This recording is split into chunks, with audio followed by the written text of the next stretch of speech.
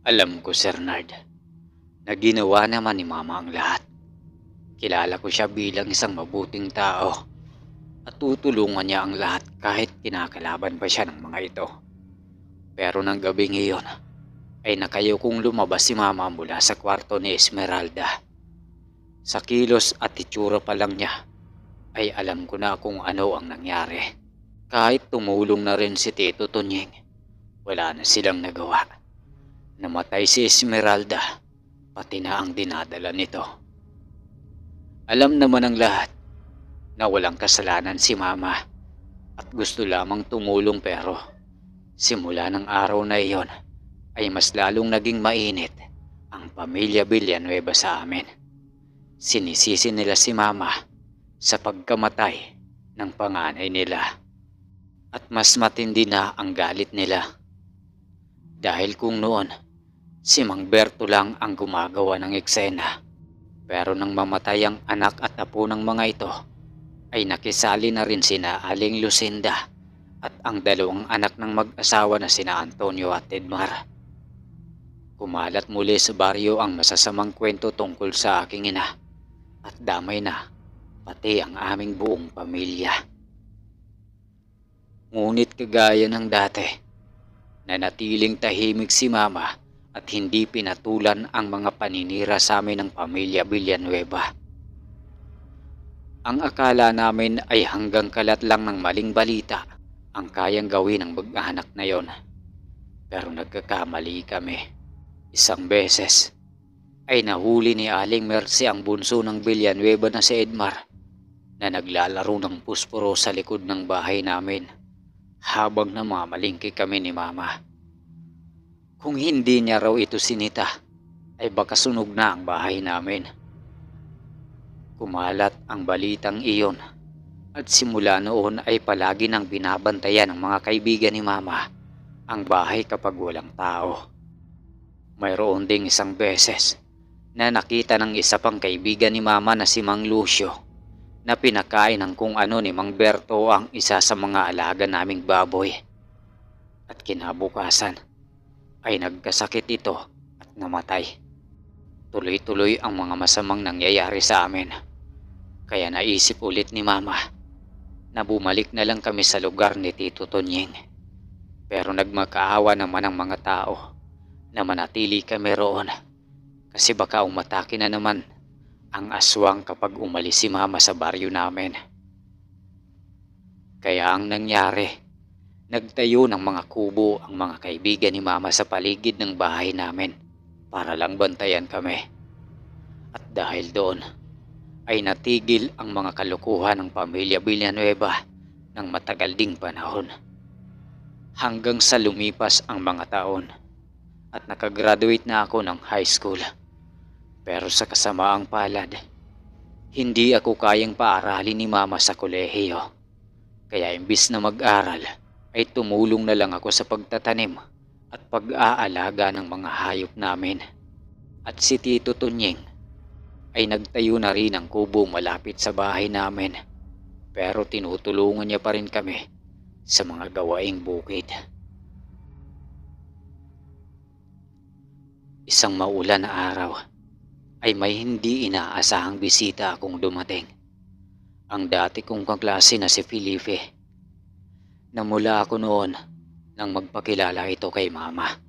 May dala itong bugkos ng bulaklak at nakaporma pa. Lalo akong nahiya nang nagtanong ito kay Mama kung pwede raw ba itong manligaw sa akin. Siyempre, bilang unang beses makaranas ng ganoong bagay, ay magkahalong kaba at saya ang naramdaman ko. Pumayag naman si Mama at siyempre ako rin. At simula nga noon, araw-araw nang bumibisita si Felipe sa bahay. Kada pauwi ito, galing sa pinapasukang kolehiyo sa bayan. At dinadaanan ako nito lagi sakay ng motor. Minsan ay ipinapasyal ako ni Felipe sa bayan. At minsan naman ay nagsisimba kami kapag araw ng linggo. Iniuuwi niya naman ako ng maaga. Kaya kampante si Mama na wala kaming ginagawang kababalaghan. Pero kahit anong bantay talaga ng magulang, nangingibabaw pa rin yung linyang Kung gusto, ay palaging mayroong paraan. Dahil isang araw, kasabay ng hindi pagbisita ni Felipe sa bahay, ay nagsimula naman ang kakaibang nangyayari sa katawan ko. Palagi akong inaantok, walang ganang kumain, at nandidiri sa mga amoy o pagkain na dati ay gustong gusto kong kainin. "Buntis ka," sabi ni Mama. Hindi siya nagtatanong. Ipinapaalam niya lang noon sa akin na alam niya ang sitwasyon ko. Pero hindi siya nagalit sa akin. Hindi niya rin ako inaway dahil sa kapabayaan ko. Hindi rin siya kagaya ng ibang mga ina na halos gustong patayin ang bumuntis sa anak ng mga ito. Tinanong niya lang ako kung masaya ba ako na magkakaanak na ako kahit hindi na nagpaparamdam si Felipe. Oo ang sagot ko. At sinuportahan naman ni Mama ang pagbubuntis ko. Kahit mag-isa kong dinala ang hirap sa pagbubuntis ko, hindi ko ramdam ang kalungkutan.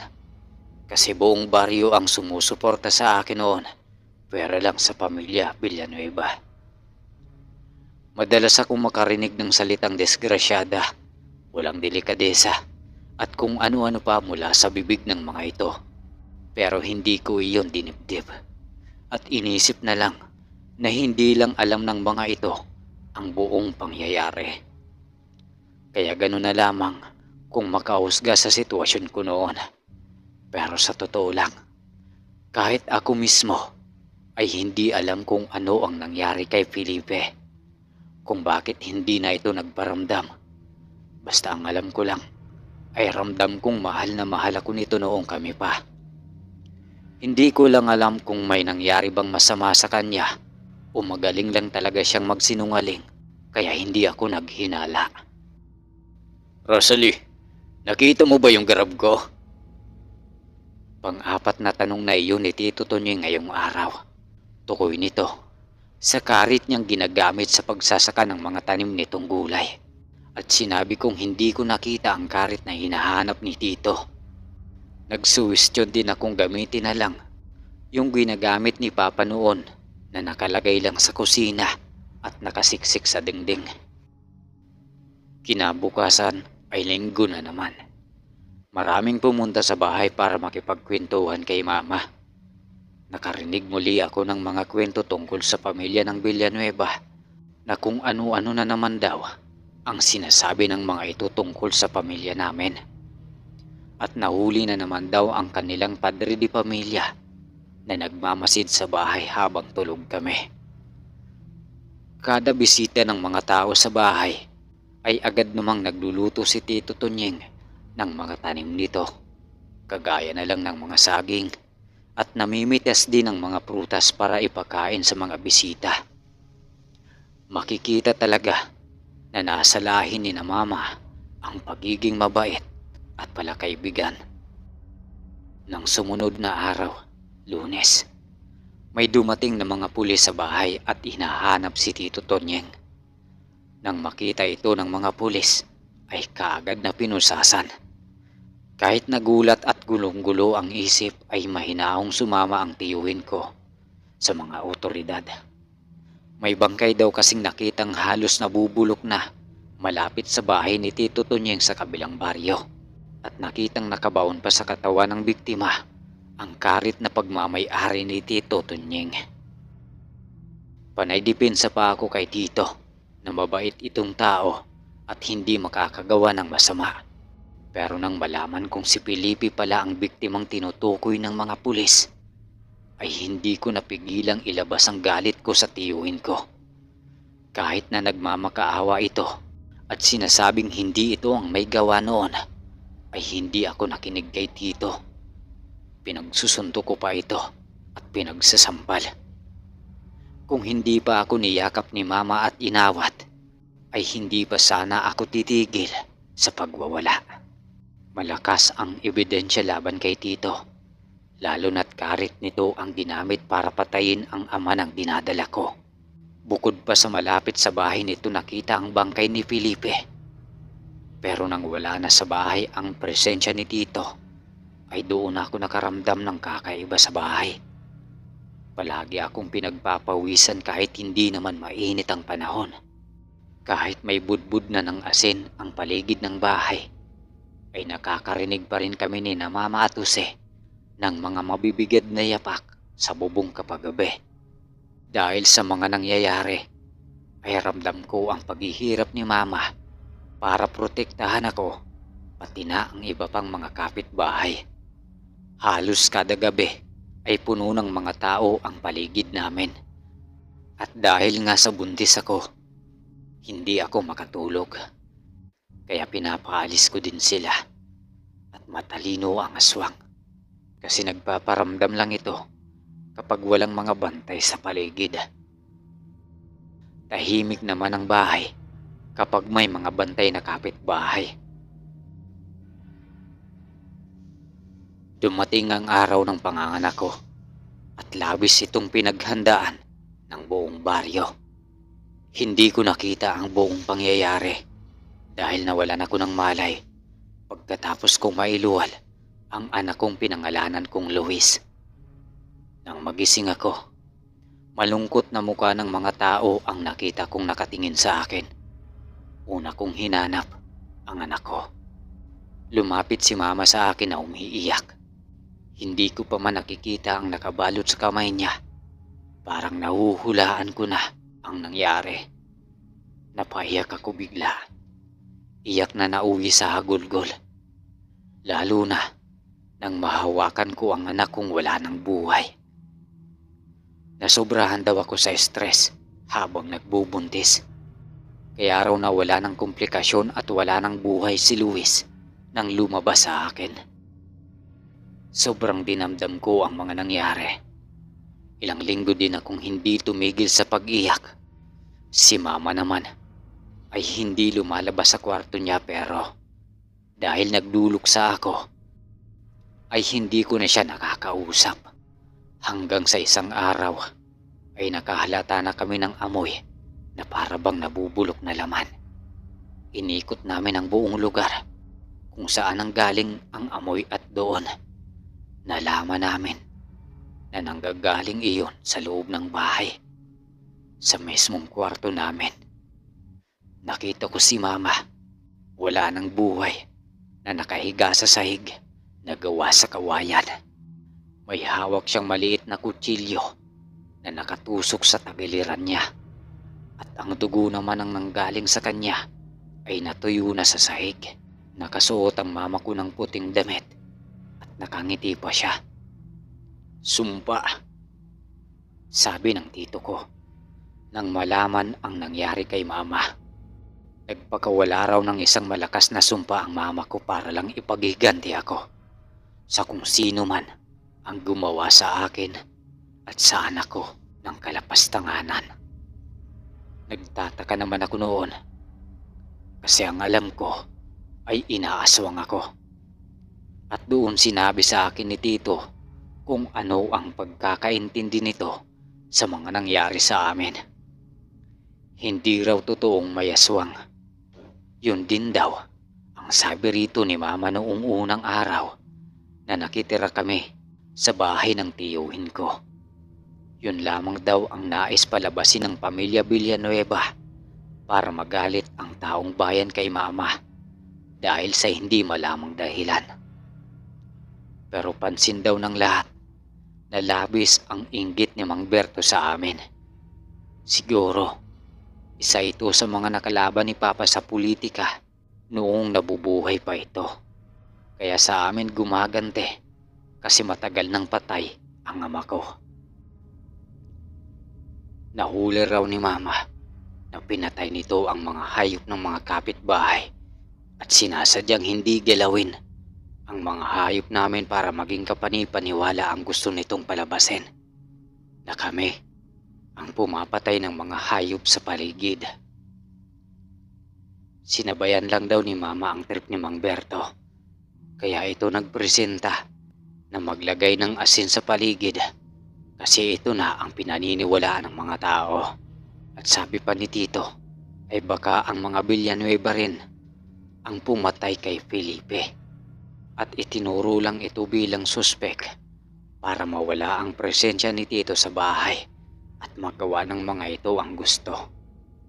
Isa na roon ang paggawa ng sunod-sunod na krimen para idiin sina Mama at para mamroblema ako habang buntis para matulad ang kapalaran ko kay Esmeralda. Hindi lang iyon ang mga bagay na sinabi ni Tito. Ang asawa raw ni Mang Berto na si Aling Lucinda ay anak pala nito. At ang totoong panganay, hindi si Esmeralda. Pero pinalabas ng matandang lalaki na ito ang asawa nito. Yun din marahil ang dahilan kung bakit hindi tugma ang itsura ni Aling Lucinda sa inaakala naming lahat na edad nito. May mas malala pa raw na usap-usapan ayon kay Tito na baka si Mang Berto rin mismo ang ama ng dinadala ni Esmeralda noon. Kaya pinainom nito ang babae ng kung anong gamot para malaglag ang bata sa sinapupunan nito at matakpan ang kababuyan ni Mang Berto rito. Pero dahil pati si Esmeralda ay namatay, ginamit na naman ito ang sitwasyon para mabuntun kay Mama ang sisi. Sa ngayon ay wala na akong hinanakit sa pamilya Villanueva. Pero sabi ni Aling Mercy noong namatay si Mama ay nawala rin ang mga ito sa baryo namin. Naglaho na lang daw ito bigla na parang bula. Tinanong ko din pala si Tito Tunyeng kung ano ang ibig sabihin ng ginawa ni Mama noong kinitil niya ang sariling buhay. At sinabi ng tiyuhin kong nagpakawala nga raw ng sumpa si Mama. Sumpa na gawing aswang ang mabibiktima niya. Sa tingin ko ay nararapat lamang na parusa yun sa pamilya Villanueva. Sa kasalukuyan ay nakalaya na si Tito Tunyeng. Matanda na ito at nagsasaka pa rin sa bukid. Ang munti naming baryo ay naging moderno na at halos lahat ng mga tao roon ay hindi naniniwala sa mga aswang, sumpa at babaylan. Pero ako, hindi pa rin mawala sa isip ko ang mga nangyari noong mga panahong buhay pa si Mama. Lalo na yung sinabi noon ni Aling Mercy na kung anak mo yon, alam kong gagawin mo rin ang lahat para lang maprotektahan siya. Sa tingin ko, yun ang naging paninindigan ni Mama hanggang sa kanyang huling hininga.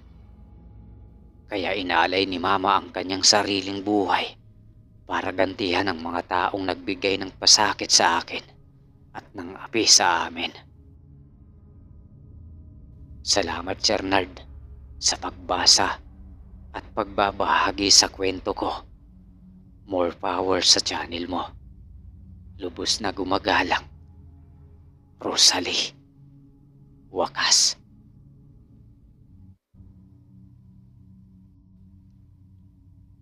Hello mga ka-Fire Eye Tagalog Horror Stories. Nakatapos na naman tayo ng isang kwento. At ito ang pinamagatang Dayong Pamilya sa Capiz. Maraming salamat po pala sa nagpadala at nagbahagi ng kanyang karanasan, Ma'am Rosalie, at kay Sir Josh. Salamat po sa pagtangkilik sa channel ko. At syempre kay Ma'am Yatilag Garcia. Salamat po sa inyo. Salamat po sa pagbasa ng kwento. Shoutout na tayo para matapos na. At sa mga hindi ko nabanggit na pangalan sa shoutout, pasensya na, bawi ako. Hindi ko na ilista yung pangalan nyo. Pero nandito naman yung iba. Ito yung shoutout natin. Sa next upload, sigurado na yon, may sasama ko na kayo sa shoutout. Pero dahil ito nga lang yung nailista ko, andito sina Clarice Clear, shoutout sa'yo. Ang pahina, yan, suportahan nyo po ang channel na ito, ang pahina. At kay Muhammad Salik. At sa pari ko'y Paulo Victa, shoutout sa iyo par. Condesa ng Norte na pagmamay-ari ng channel na Lakbay Diwa Tagalog Horror Stories. Suportahan nyo din po ang channel na yan at mapakinggan ang mga kwentong talagang magaganda at mapupulutan ng aral. At dito sina Charlie Remadavia, shout out po sa'yo. Yun lang ang shout out natin ngayon. Pasensya na sa mga hindi ko nabanggit ang pangalan, pero patawad. Sana tuloy-tuloy na dumami pa tong mga tagapakinig natin at taga-subaybay ng mga uploads at mga i-upload natin. Shout out sa inyo lahat. Sana tuloy-tuloy ang pagsuporta nyo sa ating munting channel. At yun lang. Maraming salamat. God bless sa inyong lahat. Mag-iingat kayong lahat kung nasaan man kayo naroroon.